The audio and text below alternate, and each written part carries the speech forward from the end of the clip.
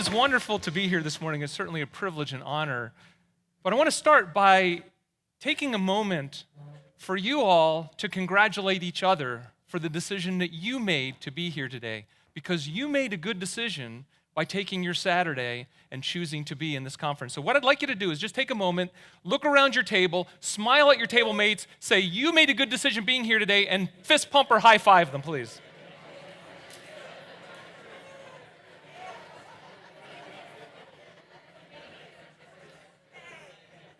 It is indeed a privilege and an honor to be here among friends and colleagues, and I do want to give a shout out to all of those people who had the vision and the energy and took the time to help plan this wonderful event. As I was thinking about this conference, and I thought, what is my role? My role this morning, I'm kind of the warm-up act. As Dan would say, I'm the first serving of pancakes, apparently. My role is really to begin to set the tone for the amazing speakers that are coming after me. And so I see that as kind of in many ways the warm-up act. And what I hope that I'm able to accomplish, first of all, is to allow you to begin to reframe your thinking about well-being. My hope is that our time together will re-energize your spirit regardless of where you are, and we'll talk about that in just a moment. And my hope as well is that we will plant the seeds of possibility for you as to what really could be in your own life when it comes to your well-being. In preparation for this time, I gave a lot of thought about the practice of medicine. The practice of medicine is many things.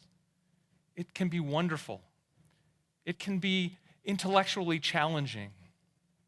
It can be stimulating to us. It can be rewarding. We can save lives. We can change lives. Practice of medicine can also have some challenges to it. Think about your own practice. It can be tragic in many ways. It can be emotionally and physically exhausting. It can sometimes be mundane.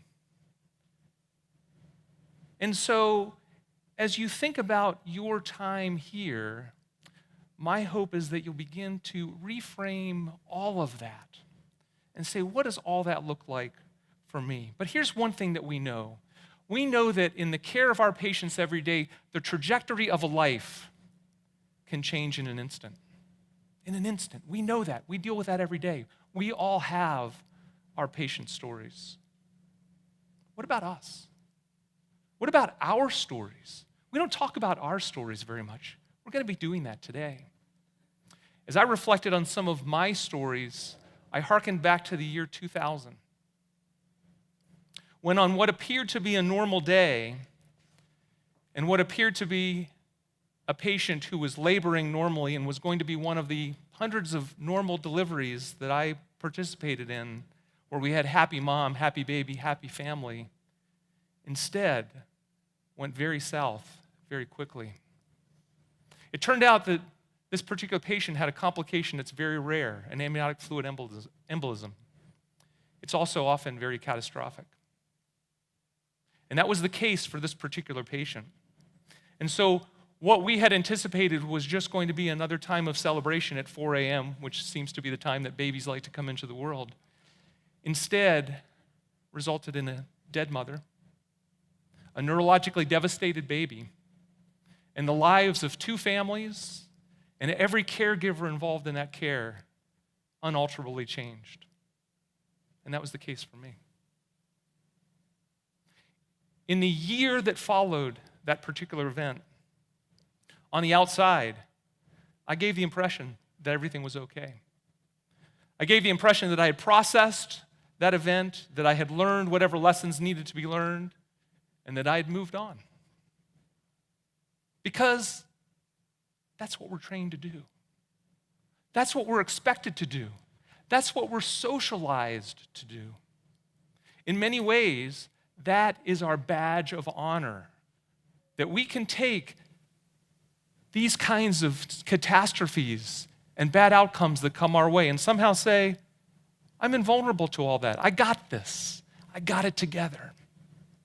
I don't know where we learned that, But somewhere along the way, we got that impression. So on the outside, it looked like everything was okay, but on the inside, I was experiencing a myriad of emotions: grief, sadness, embarrassment, guilt,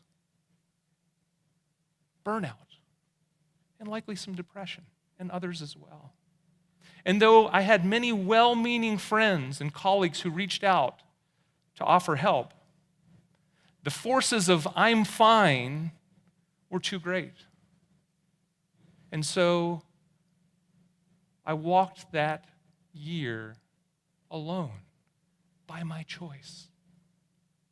It's ironic then that it took a police officer, of all people, to break me out of that low point in my life. My wife and I were traveling for an anniversary trip to the beach, and I got pulled over for the only speeding ticket I've ever received in my life. And as that policeman walked away and I held that ticket, I looked over at my wife and I just began to weep. And all that emotion that had been building up over that last year was just released all at one time. And she looked at me and she said the words that were truly life-saving for me, and in many ways have resulted in me standing up here in front of you today. She said, "It's time to get help." Now, I had fought with every fiber of my being to reach out for help during that time. And yet I did. I listened to her. And in reaching out to help, in this case to a therapist, her name was Susan Marney, who became an angel and a hero in my life. Because what Susan did is she helped me process all the stuff that was going on with me. And she also helped me process all the socialization that said, "We got this, we can do this alone." And I began a healing process that has continued to this day. And Susan was able to help me get to a place where I can truly say to you right now today, I love my work and I love my life. I love my work and I love my life. How about you? What would it take for you to be able to say, I love my work and I love my life with regularity? That you would get up in the morning, on Monday morning, with expectancy for what could happen during that day, with anticipation for the incredible and powerful difference you were going to be able to make in the lives of the people who you were going to see that day.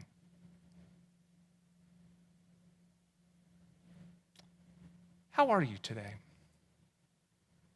I like to think about well-being along a continuum. And at one end of the continuum is this thing we call burnout. And then there's this next place called surviving. And then a place that I call fine. I'm fine. And then a place called well. And finally a place that I like to call thriving. Where would you place yourself today along that continuum? How about your team? Where would you place them? How about your organization? Where are they? Or maybe a more important question is, where would a loved one, where would a colleague, where would a patient, where would one of your staff members say you were along that continuum?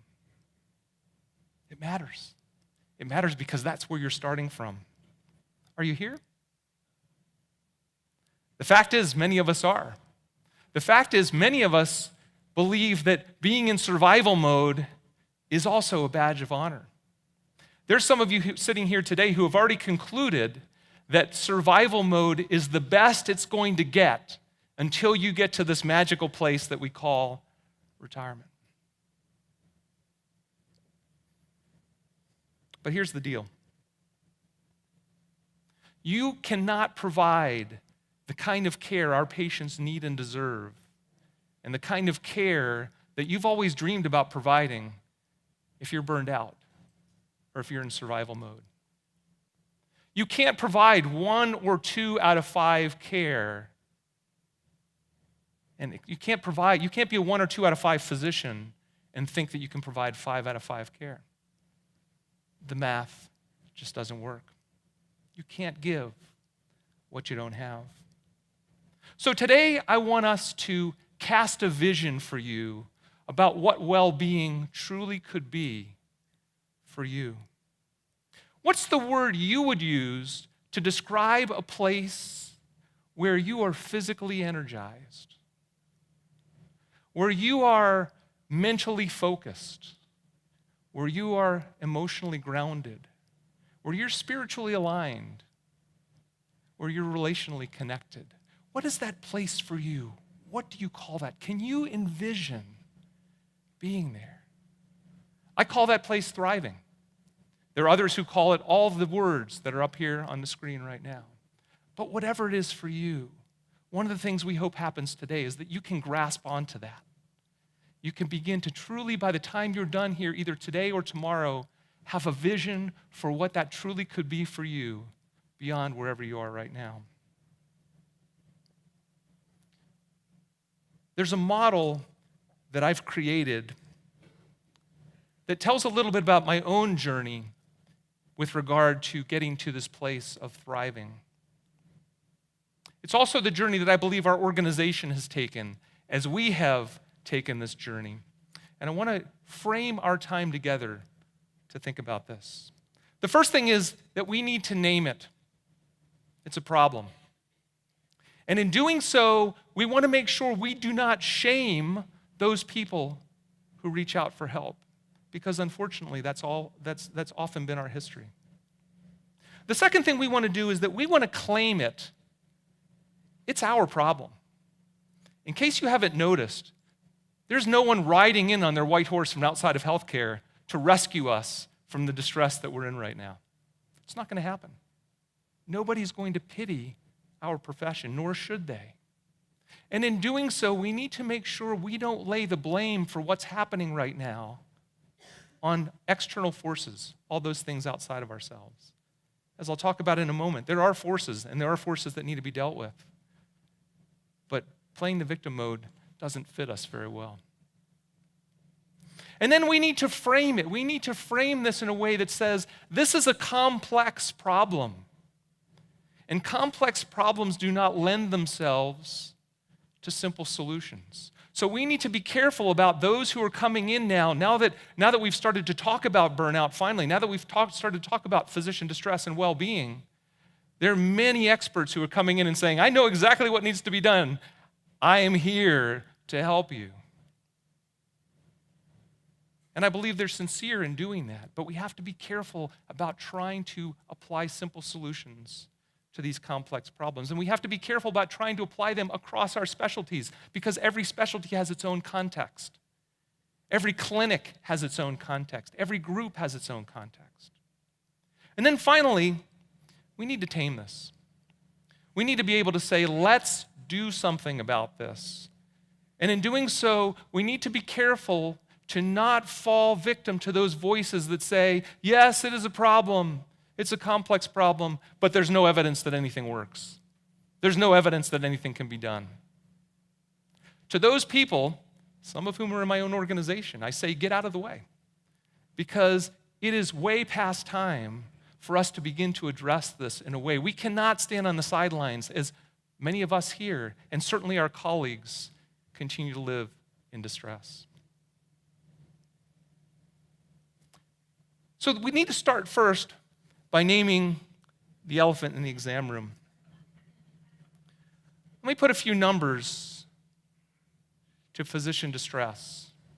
Varun did a little bit of this earlier, but I want to frame it for you again.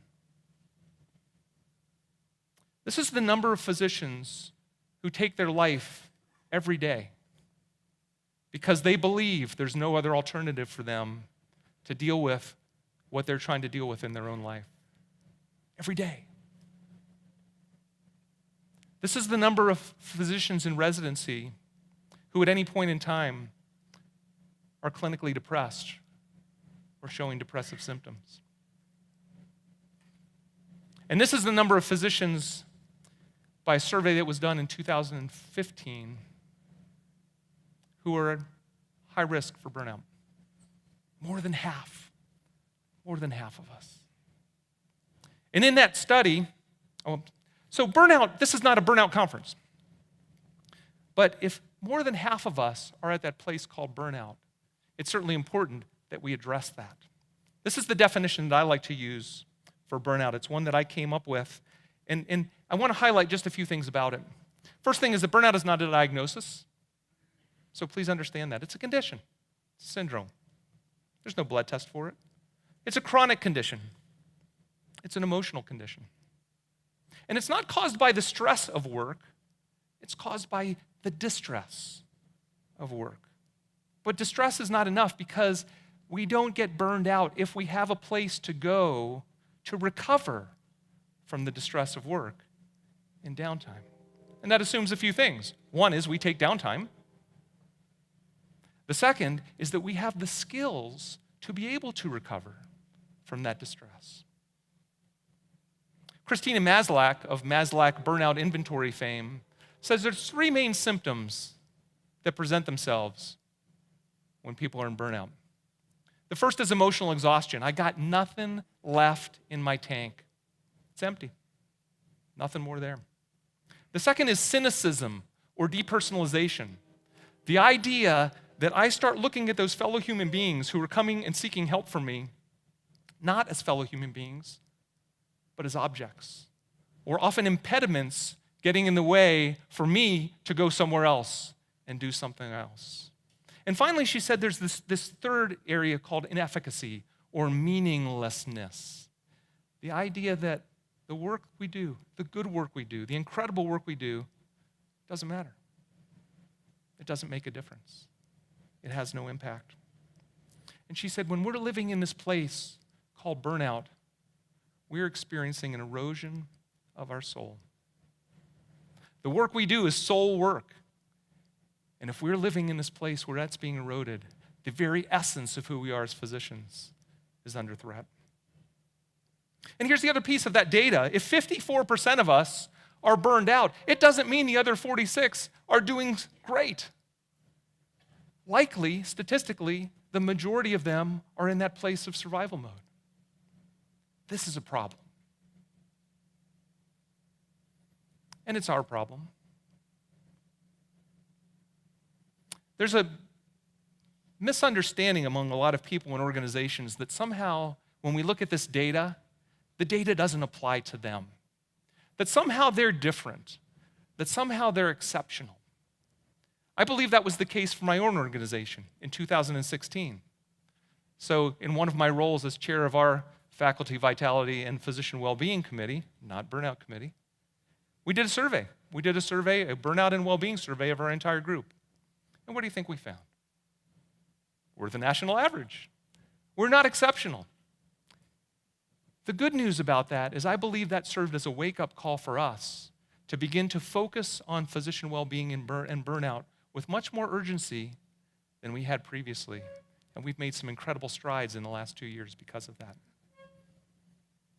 And where has this conspiracy of silence gotten us? Moral distress, compassion fatigue, decision fatigue, the hidden curriculum, relational dysfunction, disruptive colleagues, depression, burnout, suicide. Folks, this is our problem. So how do we frame this in a way to begin to be able to take action about it?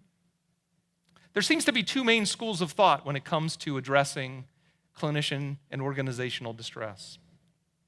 The first is what I call the operational approach. And that basically says that if we could just do away with all the regulatory burden, all the administrative hassles, all the technological dysfunction, all the structural inefficiencies, all the organizational dysfunction, everything would be great. Burnout would go away. And then there's the other school of thought. And this school of thought says what we really need to do is we need to look more at the inner life of the physician. We need to look at how we communicate, how we collaborate, how we connect with each other. And often the end point for that is that we say we just need to be more resilient. We just need to be more mindful.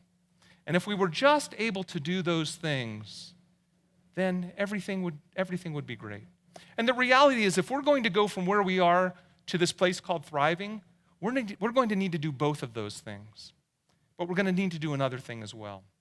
And that is that we're going to need to get back and anchor ourselves in the meaning of the good work that we do and our identity as professionals in doing that work. This is why we're here. We're here today, you're here today to begin to look at this whole issue of physician distress and organizational distress and healthcare system distress in a different way. Good for you. You made a good decision. For some of you, my hope is that this day serves as a lifeline for you, that it serves as a wake-up call for you, that you realize, as just has happened recently to me as I came back from our National Family Physician Health and Wellbeing Conference, where numerous people came up to me and they said, I had no idea until I was able to open myself to the possibility that I wasn't doing very well. That may be the case for some of you. For some of you, you're probably doing pretty well right now. And for you, my hope is that today, and for those of you who are staying tomorrow, that this will create a whole new vision for you as to what could be possible for you in your life. What would it take? What would it take for you sitting here today to truly be able to say, I love my work and I love my life? For me in 2001, after that tragic patient death, it took a vision, it took a plan, it took a map, it took a goal, and most importantly, it took my being open to welcome others to travel that journey with me. As we begin to kick off today, here's a few things I'd like to leave you with. The first thing is, don't travel this journey alone. Make sure that you are traveling with others. What we do is hard. I think sometimes we minimize that. It's hard enough to do with others on the journey, let alone trying to do it alone. Where are you in the continuum right now? Burnout, surviving, well, fine, well, thriving. Where are you in that continuum? Start from there. Start from where you are. Don't pretend you're somewhere else, because that somewhere else isn't going to get you to where you need to go ultimately. If you need help, reach out and get it. Don't be afraid to reach out and say, I need help. Doing so is wisdom, not weakness. And finally, remember that thriving, not surviving, is the goal. That's the destination. That's the place that we want to get to. You made a good choice in coming here today.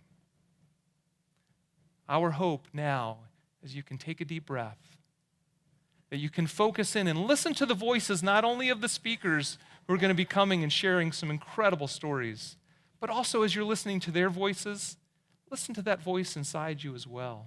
Note what that voice is saying. Make note of that. And as you do so, I encourage you to think about things that are highlights for you today. What are some things that jump out at you? You say, aha, note to self. You need to write that down. What are some insights for you today? What are some things that you say, wow, that one is going to be very important for me?